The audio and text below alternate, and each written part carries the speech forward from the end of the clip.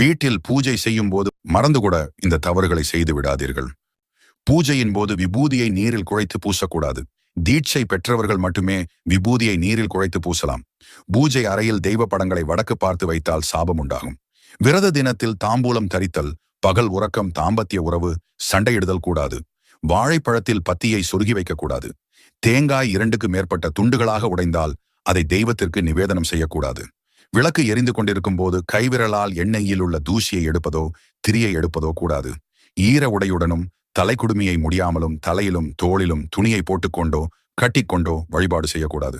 தீபத்தில் உள்ள திரி எரிந்து கருகாமல் பார்த்து கொள்ள வேண்டும். விளக்கை ஏற்றும் போது வீட்டில் பின்வாசல் இருந்தால் அதன் கதவை மூடிவிட வேண்டும். புழுங்கல் அரிசியால் சமைக்கப்பட்ட உணவை தெய்வங்களுக்கு நிவேதனம் செய்யக்கூடாது.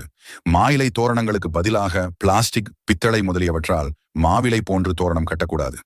தெய்வங்களுக்கு நிவேதனம் செய்யும் போது வெற்றிலை மற்றும் பாக்குகளை